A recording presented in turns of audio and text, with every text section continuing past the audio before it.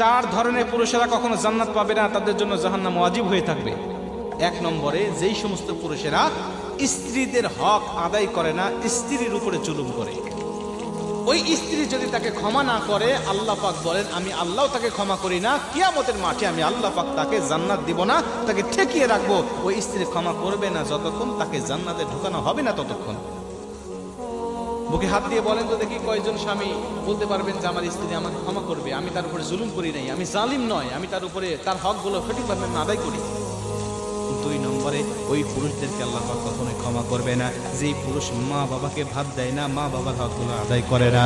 তিন নম্বরে, ওই পুরুষকে আল্লাহ পাক কখনোই ক্ষমা করবেন না যেই পুরুষ হওয়ার পরেও নারীর বেশ ধরে, নারীর পোশাক পরিধান করে, নারীদের সাজে সজ্জিত হয়। এমন পুরুষ আমাদের সমাজে আছে না নাই? কানে দুল পড়বে মহিলারা না পুরুষেরা?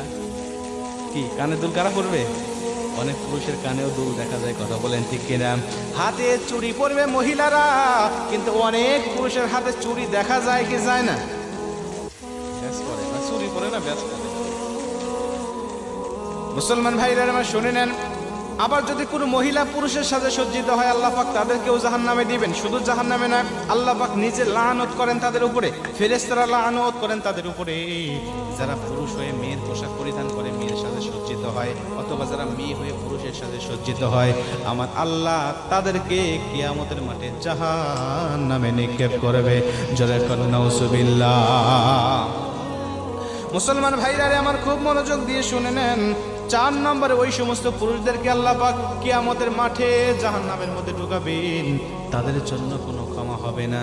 যারা পুরুষ হওয়ার পরেও যারা নিজের আন্ডারে মেয়ে আছে কিন্তু মেয়েকে পর্দায় রাখে না, যাদের আন্ডারে স্ত্রী আছে কিন্তু স্ত্রীকে পর্দায় রাখে না, যাদের আন্ডারে মা আছে কিন্তু মাকে পর্দায় রাখে না, যাদের আন্ডারে ছোট বোন আছে কিন্তু বোনকে পর্দায় রাখে না, এই 4 জন মহিলাকে সে দ্বীনের পথে পরিচালিত করতে পারে নাই, আল্লাহ পাক ওই সমস্ত পুরুষকে জাহান্নামের মধ্যে ঢুকায় দিবে। জোরে বলেন নাউজুবিল্লাহ।